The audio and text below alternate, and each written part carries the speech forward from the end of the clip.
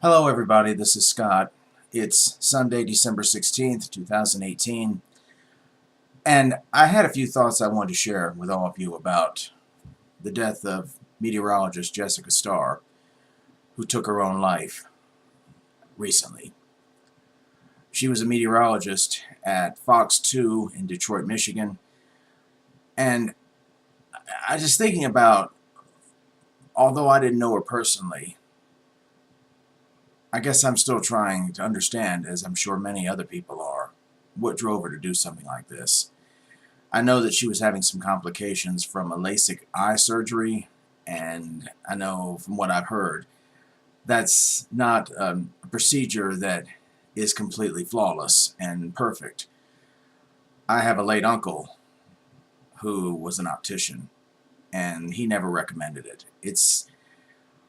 It doesn't ever get you completely out of eyeglasses or contact lenses. If that's the hope of whoever has the operation, then you're in for disappointment.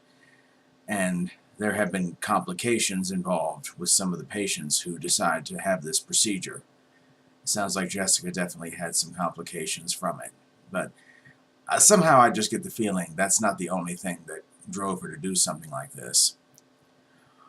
I did not know Jessica personally, and that's my loss. But I think the reason why it has affected me the way that it has is for a few things actually.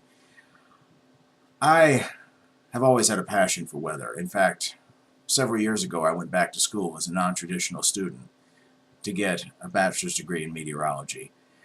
I was living in Charlotte, North Carolina at the time, and as my luck would have it, they began offering a BS in meteorology at UNC Charlotte, and for me it meant a new opportunity to pursue an old dream.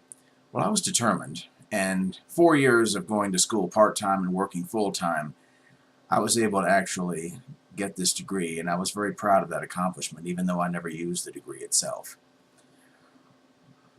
But I think about some of the credentials that Jessica had and some of the degrees. She had a couple of degrees, if I'm not mistaken, in meteorology. And she also had a husband and two young children. And the fact that she took her own life really makes me mad because apparently she wasn't thinking enough about them before she did something like this. That's what upsets me the most. I call it a pond and a pebble and the ripple effect it causes when somebody takes their own life and how it affects the people who are left behind, especially family. I'm glad I'm not going to be the one to have to explain to those two kids of hers what happened to her when they're old enough to understand what she did. I have a feeling that's going to affect those two kids for the rest of their lives, and God forbid that they look at something like suicide as a way of solving your problems, and one or both of them end up doing it themselves. I hope that doesn't happen, but I think you kind of see my point here. The ripple effect from suicide and all the ways that it hurts those who cared about you, those who loved you, and those you leave behind. I'm in no position to be judgmental. I don't want to be judgmental at all. I don't know the whole story about what drove Jessica to do something like this, but I just wish that she had done what all people are encouraged us to do whenever we get into a situation where we feel that overwhelmed. Seek help. You're not alone. I share a personal story here. I've been dealing with mental illness most of my life. In fact, I was diagnosed this past year with major depressive disorder. I don't make a habit of advertising that, but at the same time, I'm not ashamed to admit it for the purpose of if it benefits others, then I'm willing to share. I'm almost 52 years old, and I've had plenty of things go on in my life that probably could have very easily driven me to suicide, but I'm not going that route.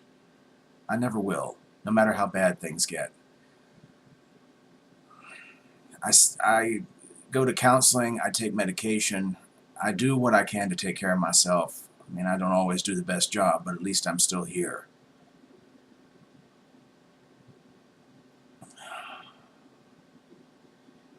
It's just very sad. Yeah, even though I didn't know Jessica personally, this whole story about her death and the way and what she did, I'm sure affects millions of people, not just the people who knew her personally, not just her family. I'm affected because I think about what I've dealt with most of my life with mental illness, and I also have a passion for meteorology. Maybe that had something to do with it. And she was a beautiful woman. I don't know what was going on with her, what drove her to do something like this, but I hope that if we can all learn something from this, that this is not the way to deal with your problems. Get help. Don't be afraid to reach out for it. Nobody's going to think any less of you.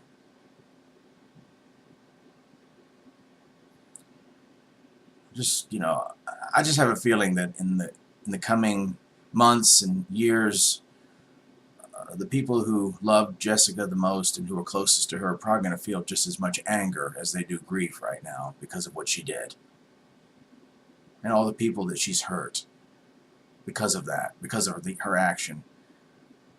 There's so many other ways, besides other than suicide, to deal with whatever's bothering you.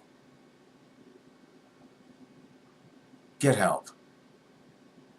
Suicide's not the answer. It never is. I just want to share that.